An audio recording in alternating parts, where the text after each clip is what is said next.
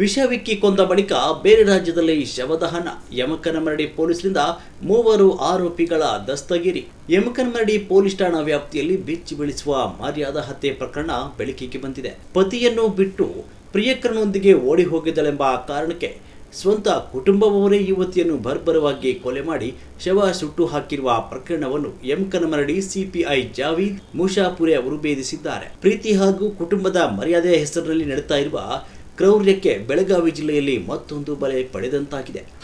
ರಾಯಭಾಗ ತಾಲೂಕಿನ ಹಣಬರಹಟ್ಟಿ ಗ್ರಾಮದ ಸತ್ಯವ್ವ ಸಂತೋಷ್ ಹೆಳ್ವಿ 24 ವರ್ಷ ಎಂಬಾಕೆಯನ್ನು ಆಕೆಯ ಕುಟುಂಬದವರೇ ವಿಷವಿಕ್ಕಿ ಕೊಲೆ ಮಾಡಿ ಸಾಕ್ಷ್ಯ ನಾಶಪಡಿಸಲು ಶವವನ್ನು ಸುಟ್ಟು ಹಾಕಿದ್ದಾರೆ. ಕೃಷ್ಣ ಸಹದೇವ ಪಾಟೀಲ್ ಕ್ಷತ್ರಿಯ ಜಾತಿಗೆ ಸೇರಿದವನು ಮತ್ತು ಮೃತ ಸತ್ಯವ್ವ ಸಂತೋಷ್ ಹಳವರ್ ಇಬ್ಬರು ಹುಕ್ಕೇರಿ ತಾಲೂಕಿನ ನದಿಗುಡಿ ಕ್ಷೇತ್ರದವರು.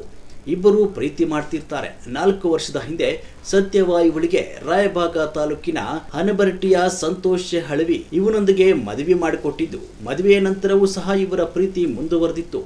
ಈ ಹಿನ್ನೆಲೆ ಸತ್ಯವ್ವ ಕಳೆದ ಫೆಬ್ರವರಿ 17ರಂದು ಆತನೊಂದಿಗೆ ಬೇರೆ ಮನೆ ಮಾಡಿ ಬೆಳವಡಿಗೆಯಲ್ಲಿ ವಾಸವಿದ್ಲು. ಆದರೆ ತವರು ಮನೆಯವರು ಈ ಬಗ್ಗೆ ಯಮಕನಮರಡಿ ಮತ್ತು ರಾಯಭಾಗ ಠಾಣೆಗಳಲ್ಲಿ ನಾಪತ್ತೆ ದೂರು ದಾಖಲಿಸಿದ್ರು. ವಿಷಯ ತಿಳಿದು ಆಕೆಯನ್ನು ಪತ್ತೆ ಹಚ್ಚಿ ಕರೆತಂದಿದ್ದ ಕುಟುಂಬಸ್ಥರು ಜಾತಿ ಬೇರೆ ಅಂತ ಕಾರಣಕ್ಕೆ ಬುದ್ಧಿವಾದ ಹೇಳಿದ್ರು. ಆದರೂ ಆಕೆಯವರ ಮಾತನ್ನು ಕೇಳಿರಲಿಲ್ಲ. ಮಾರ್ಚ್ 21ರಂದು ಸಾಂಗ್ಲಿ ಜಿಲ್ಲೆಯ ಅರಗ ಗ್ರಾಮದಲ್ಲಿದ್ದಾಗ ಸತ್ಯವ್ವ ಮತ್ತೆ ಪ್ರಿಯಕರನ ಬಳಿಯೇ ಹೋಗುವುದಾಗಿ ಪಟ್ಟು ಹಿಡಿದಿದ್ದಾಳೆ. ಇದರಿಂದ ಆಕ್ರೋಶಗೊಂಡ ಆರೋಪಿಗಳು ಬಲವಂತವಾಗಿ ವಿಷ ಕುಡಿಸಿ ಆಕೆಯನ್ನು ಹತ್ಯೆ ಮಾಡಿದ್ದಾರೆ. ಅಂದರೆ ರಾತ್ರಿ ಅರಗ ಗ್ರಾಮದ ಸ್ಮಶಾನದಲ್ಲಿ ಶವವನ್ನು ಸುಟ್ಟು ಹಾಕುವ ಮೂಲಕ ಸಾಕ್ಷ್ಯ ನಾಶಕ್ಕೆ ಯತ್ನಿಸಿದ್ದಾರೆ. ಈ ಬಗ್ಗೆ ಕೃಷ್ಣ ಪಾಟೀಲ್ ನೀಡಿದ ದೂರಿ ಅನ್ವಯ ತನಿಖೆ ಕೈಗೊಂಡ ಯಮಕನಮರಡಿ ಪಿಐ ಜಾವೀದ್ ಎಫ್ ಮುಷಾಪುರಿ ಅವರು 3 ಆರೋಪಿಗಳನ್ನು ಬಂಧಿಸಿದ್ದಾರೆ. ಮೃತಳ ಚಿಕ್ಕಪ್ಪ ಪ್ರಕಾಶ್ ಭೀಮಪ್ಪ ಹೆಳವರ್ 46 ವರ್ಷ, ಸಹೋದರ ಶಾನೂರು ಸದಾಶಿವ ಹೆಳವರ್ 35 ವರ್ಷ ಮತ್ತು ಭಾವ ಕಲ್ಲಪ್ಪ ಮಾಯಪ್ಪ ಹೆಳವಿ 40 ವರ್ಷ ಎಂಬುವರನ್ನು ಬಂಧಿಸಿ ನ್ಯಾಯಾಂಗ ಬಂಧನಕ್ಕೆ ಒಪ್ಪಿಸಲಾಗಿದೆ.